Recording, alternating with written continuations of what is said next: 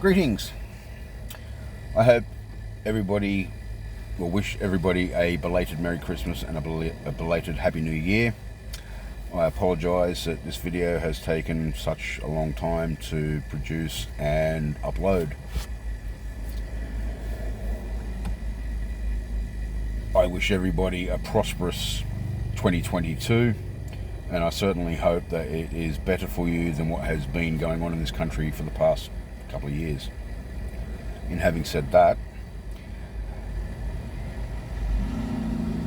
I'm not a legal representative, nor can I supply legal consultation.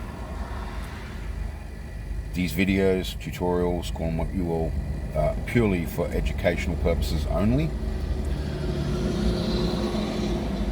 If anything that you try to take out of these videos and apply it to a situation that you may be facing or soon to be facing, you do so at your own risk. I will not accept liability or responsibility for anything that you may apply to what you're facing that could end up being detrimental to yourself. And having said that, let's proceed to Contract Law 101, Part 2. Some words to write down for reference point to program your mind to recognize what will come in later videos, and for remembrance purposes. First point is Black's Law Dictionary. To write that down if you want. You don't have to, it's not that important, but it is a good source of reference. Black's Law Dictionary is, as the title says, a law dictionary. It provides the legal definition or meanings of words.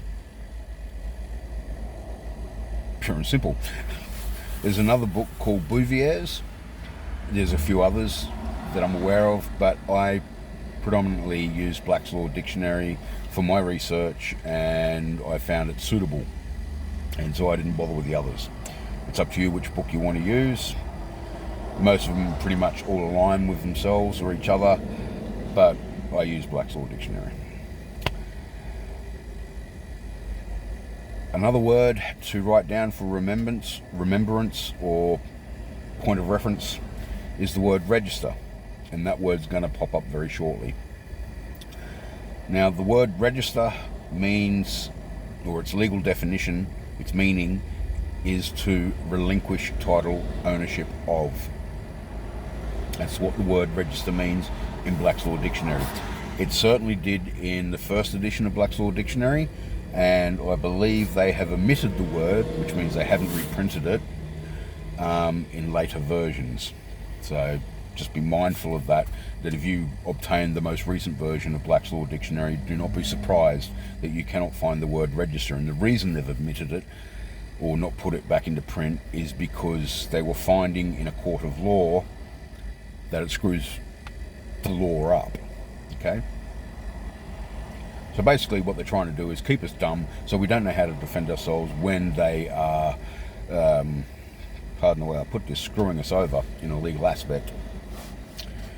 Another word to get used to or train yourself into saying, aside from the common use of other words.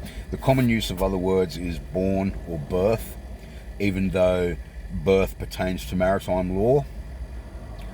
I guess it also it depends on the context of the sentence in which you would use that word, but I would avoid using it because it's a common use word practically every day. A better word to use to explain your coming into this world, your existence, would be to use the word live nativity. Now, the reason I suggest live nativity is because live being living, nativity more or less means to have a conscious, what was it said? A conscious awareness of an experience. Okay, so nativity is to have a conscious experience. live nativity, a living conscious experience. The problem is, as being a newborn, you don't know this. Everything's just amazing to you because you're in this new scenario. So your mother goes to hospital because she's about to deliver her cargo, right? Because at this point of time, she is still a vessel and she is still the captain of her vessel and delivering cargo, which is you, soon to have a live nativity.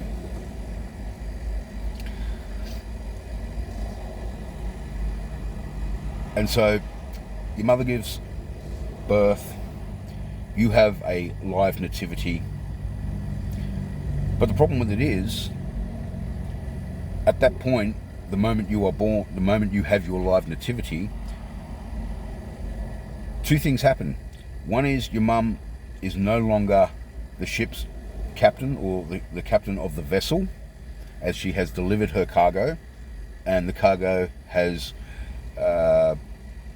sprouted, for lack of better words, into a living being. Right? The moment that happens, you are born free, unencumbered, and no debt of servitude to anything. You are born legitimately free. But the problem is, there is no manifest. Your now mother, who was the captain of her vessel delivering cargo, had no manifest for the cargo. The cargo has been delivered. It turns out it's had a live nativity, but there's no documentation for it.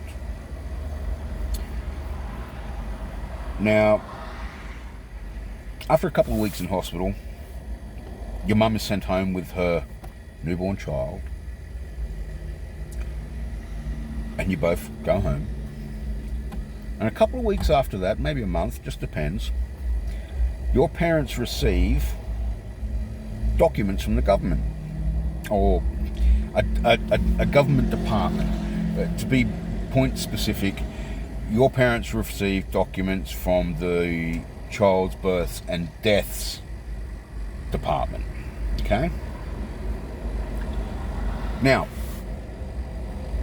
the document is titled Register Birth of Child. Your parents are under no legal or lawful obligation to fill this document out. Okay? They can hand it back to the government with an attachment letter if they like and say, thank you for the offer, but I decline. There is an unwritten law in law, or an unwritten rule in law, that decrees you have 3 opportune moments to challenge. So if somebody's making an allegation against you, or you ask a question for clarity, you are entitled to ask for that clarity 3 times.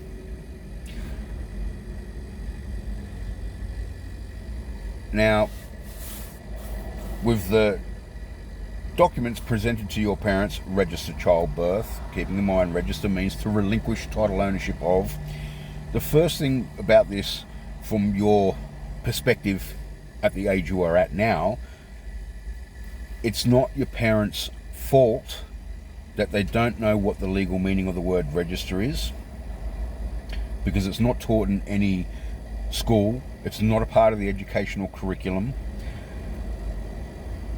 What I'm explaining is not new. People, obviously a lot smarter than I, had figured this stuff out, and as all things that are figured out, it progresses and it grows and so on. But for the most part, most parents are unaware of what the word register means.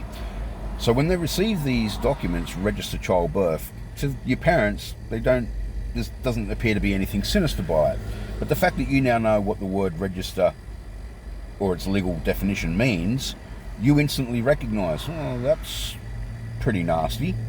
But keep in mind, your parents didn't, okay? And probably their parents and their parents and their parents didn't know.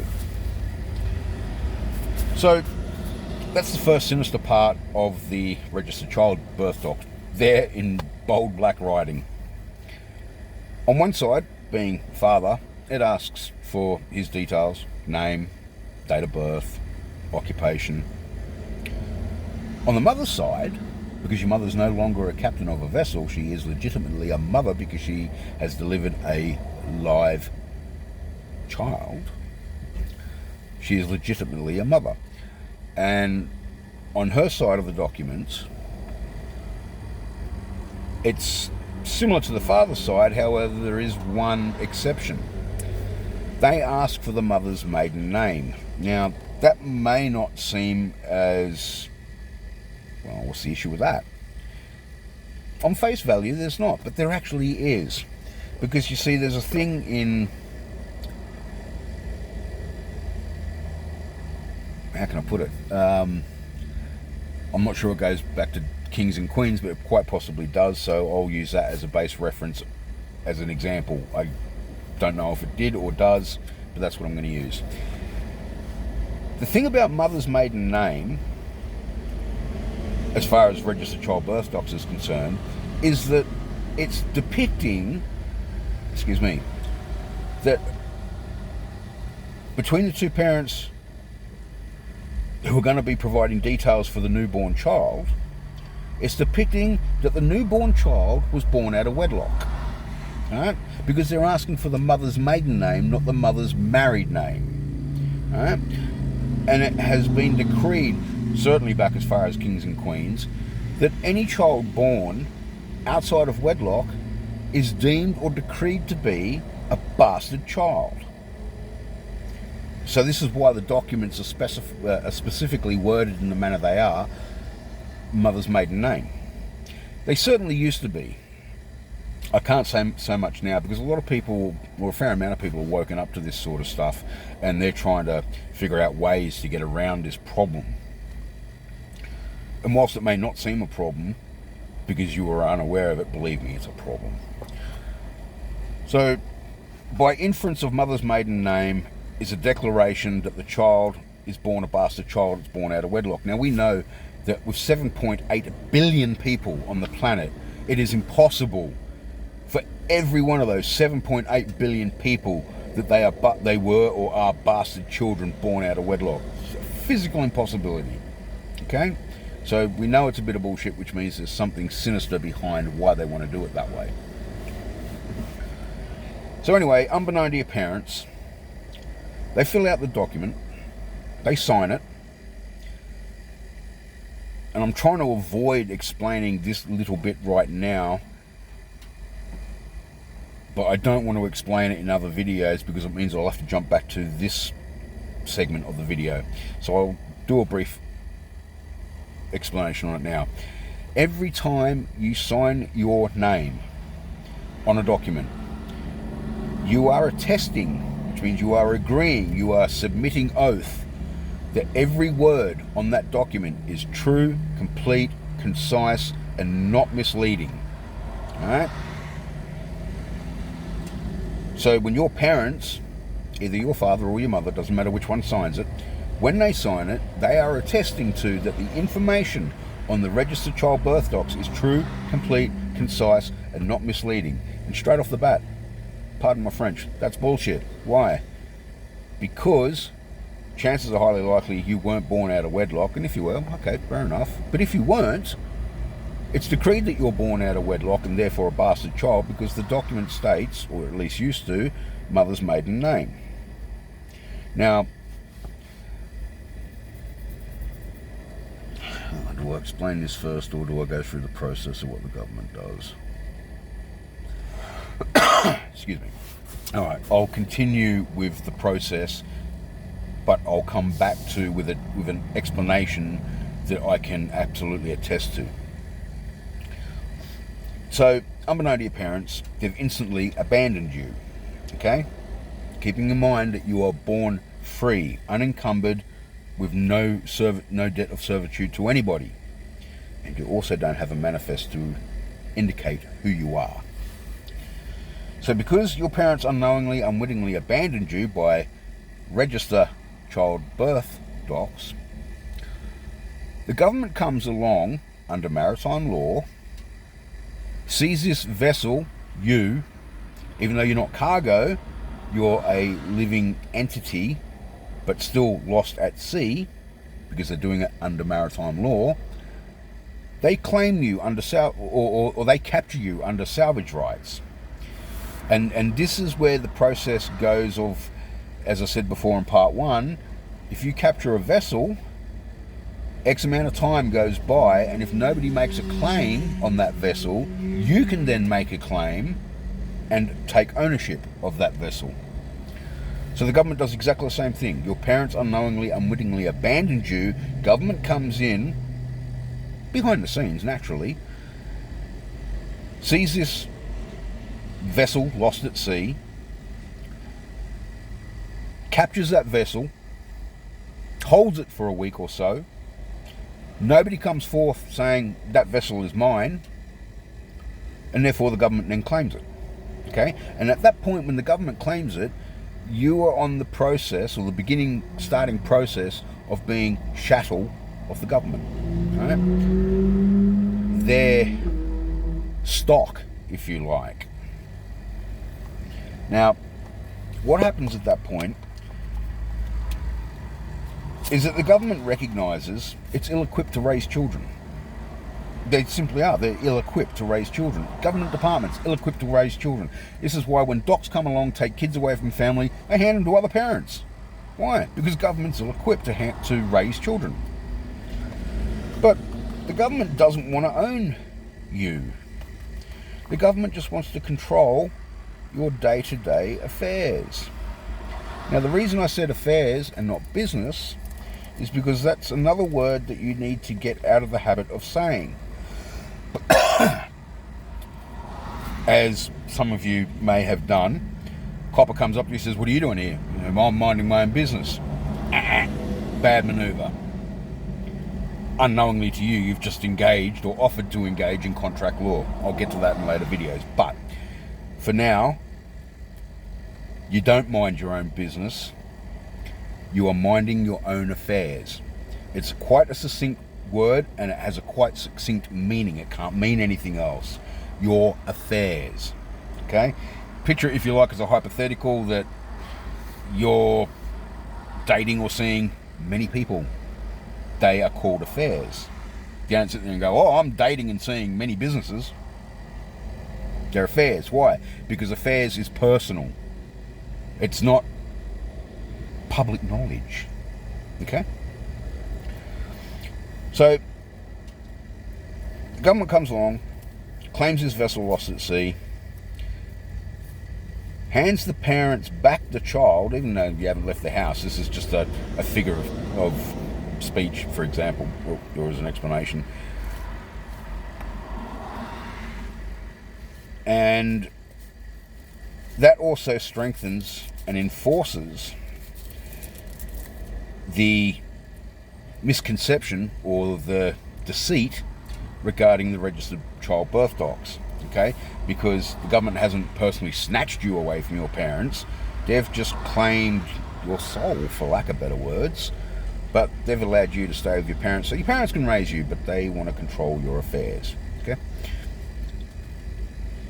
So what happens at that point is the government, in its infamous deceitfulness, wants a loan. Now, they can't just go to the CBA or any other 4 major banks and ask for a 7-digit or 8-digit loan. They have to go to a specific bank. And the specific bank is called the IMF, the International Monetary Fund. It is the global bank. Okay? And so what they do is they go to the loans manager of the IMF and they say, "We want to take out a substantial loan." Naturally, the loan manager says, "Well, when you say substantial, how much is substantial?" And they're saying, "Oh," and the government says, "Well, it could be 7 or 8 digits. Now, 7 digits doesn't mean $1 million, and it doesn't mean $9 million. It could be anywhere in between, or one or the other. 8 digits means $10 million. Okay? Or more. Now the loans manager says, "Well, it's a substantial amount of money. What are you going to offer as collateral for this amount of money?" And the government turns around and says, "We offer to mortgage the working life of this newborn child.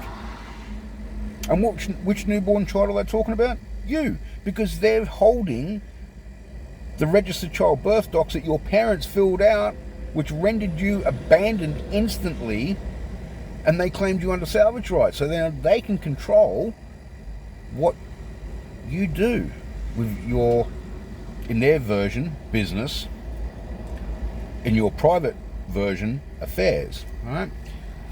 And so the loan manager does a quick calculation and goes, yeah, okay, we can work with this. And because, believe it or not, whilst the government gets a lump sum of cash and goes, goody, the problem that you fail to recognise is that over your working life, say from 18 to 65, which is 30 odd years or 40 odd years, give or take, 50 years, I don't know, the chances are that you're going to earn over your working life 7 digits. Now, it could be 1 million, it could be 4 million. Just depends on what hourly rate you're on and what weekly amount. Okay? But they calculate it at gross, not net. Okay? Gross is the full amount before tax. So they say, oh, well, okay, he earned $1,200, got taxed $400, because that's what you get to see, is the after they've stolen money off you.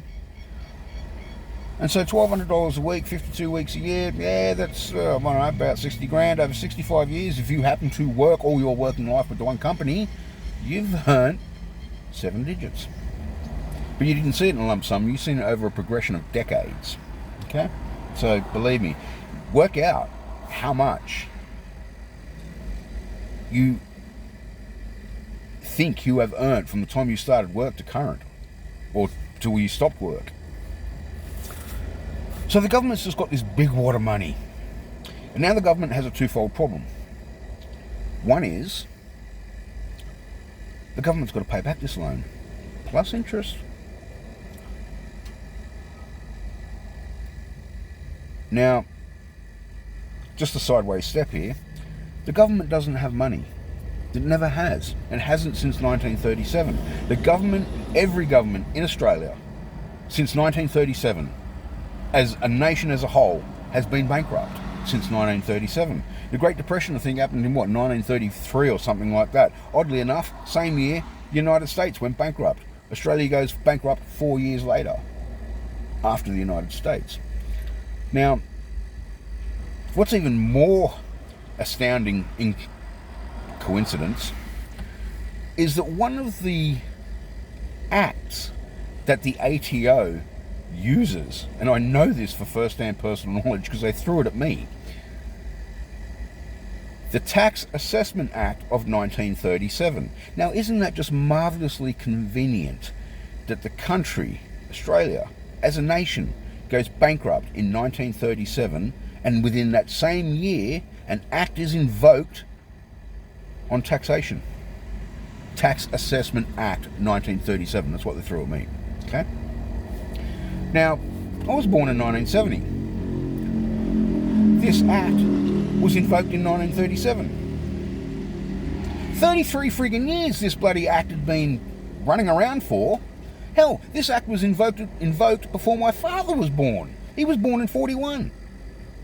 So by definition, because that act has been around for that long, everybody has an obligation to comply to that act.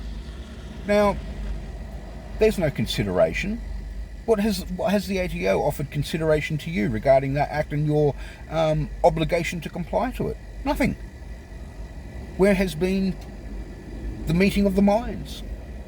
Nowhere. Where in hell was your capacity? And what I'm actually wording now, meeting of the minds, capacity, equal consideration, these are key requirements in contract law, but I'll explain them in the next video. In other words, it has been automatically assumed that you will comply, that you must comply, that you're obligated because it's an act.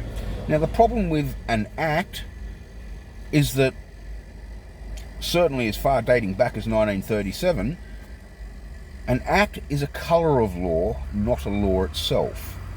Right? In this country, when it used to operate under Commonwealth of Australia Constitution 1901, set down by Queen Victoria, any legislation that the government or governments of the day wanted to implement, they had to send a draft of the bill to the monarch. The monarch would go over it, and if the monarch agreed to it, the monarch would send the bill back with a certificate of proclamation and royal assent, which grants the government to implement that bill as a lawful legislated document that they can make a law, basically, right? So, an act is a colour of law. It is not a law itself. It hasn't received royal assent, and it hasn't received a certificate of proclamation. And in later videos, I'll explain even in more detail how this is more prevalent now than what it was back then. So the government gets this money. Twofold problem. One is they're bankrupt and they can't afford to pay it back. And the IMF knows this. They've mortgaged your working life to pay as collateral for the loan, but the government's still got one more problem. How can they get you to honour their contractual agreement or arrangement with the IMF? You've got no manifest. Even being lost at sea, you have no manifest. There is no documentation pertaining to who you are.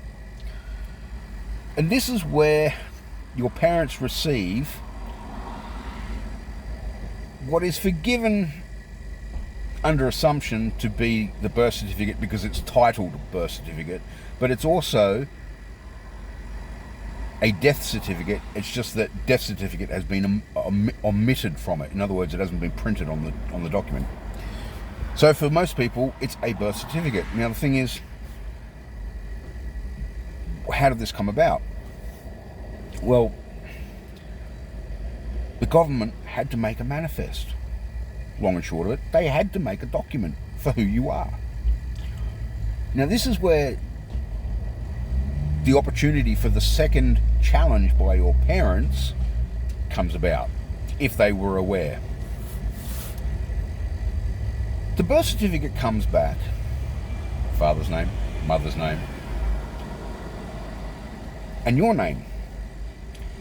Now, as a sideways step, my ex-wife, being an Australian citizen, when I looked at her birth certificate, her name was in full capital letters. Now, you might ask yourself, well, what the hell's that got to do with it? Some people know what it means. Some people are oblivious to it, just carry on with it, as making the assumption, oh, that's me because that's my name, even though it's all in capital letters. Even parents may have presumed at some point, oh, well, that's just the way the government documents its process for paperwork, right, in capital letters. That's actually not the truth. The truth is that the government, through the birth certificate, deleted, killed off, null and voided your live nativity, your living conscious experience. They've killed that off, right? But they've replaced it with a legal fiction, a Harry Potter version of you, a fantasy version of you.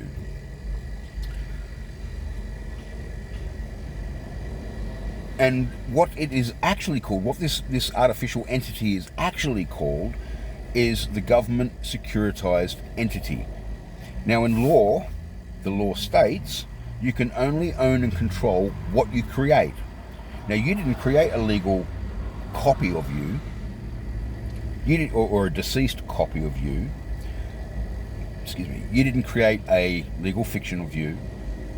The government did that. Right? Because the government is a corporation itself, and it can only talk to or control other corporations. This is why you want to run a business, it must be registered. The very first thing you've done is relinquished the title ownership of your business over to the government. Why would anybody want to do that? But that's what they do, because they don't know the meaning of the word. Now, In Latin, the word corporation, if you were to write that down and put a hyphen or a backslash or a forward slash, doesn't matter, between corp and oration, in Latin, it means dead man talking. Now, dead entities are dead. They're a corpse. Corp oration. They've just done away with the SE because corpsoration doesn't make any English sense. So, corporation in Latin means dead man speaking, which means it can't cook, it can't drive, it can't drink, it can't procreate, it can't fish, it can't swim, it can't drown, doesn't have hair, doesn't have eye colour, has no teeth, like I've got a couple missing. It's deceased. It doesn't breathe. It has no blood. It has no life essence in its veins. It's a legal fiction, right? And it's depicted by all capital letters. Now, I think it'd be safe to say that if you went to your parents, if they're still alive, and asked them when they gave you your name, did they use common English format, meaning upper and lower case, or did they give you your name in all capital letters? And I bet parts of my body that they titled you in common English format, which is upper and lower case. Yet you take a look at your driver's license, you see the alpha string that represents your name, it's all in capital letters. Why is that? And the thing is this, remember when I said every time you sign your John Doe, you're agreeing, attesting that every letter, every word on the document that you are signing is true, complete, concise, and not misleading. Okay? So that's what they've done. They killed off your live nativity, they replaced it with a legal fiction known as the government securitized entity, and this way now they have control over you. The problem with it is you don't know any of this, you're completely unaware of it, so when you see your name you just go with the flow because, oh, I recognise that name, that name's my name. Even though it's all in capital letters, it never sparks your brain to say, why is my name in capital letters? Okay, you just go with the flow. Now the problem with it is, when you sign a document where you see your name in capital letters and you sign it, you're actually attesting to being the government securitized entity, and you've also accepted suretyship for their creation, which means it's your responsibility, your obligation to look after it. Nice little con job. Brilliant in its structure. Great if you're the person that came up with the idea. Major kick in the nuts if you're the victim of it, which we all are. Now,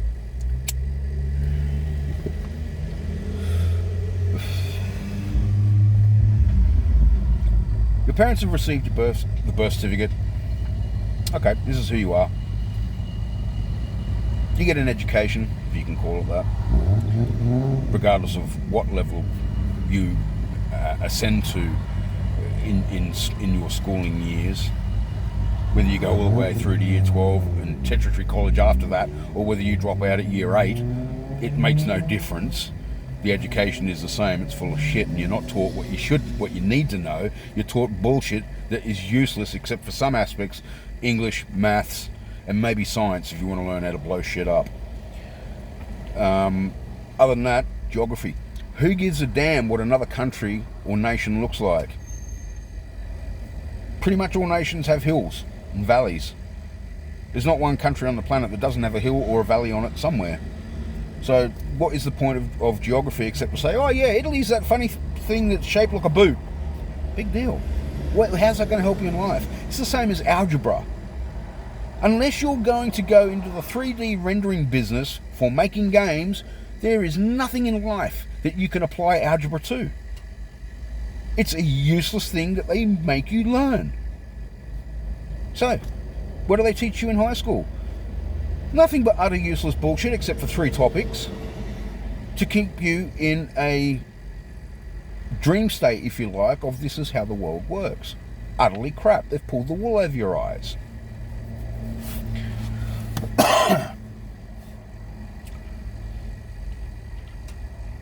So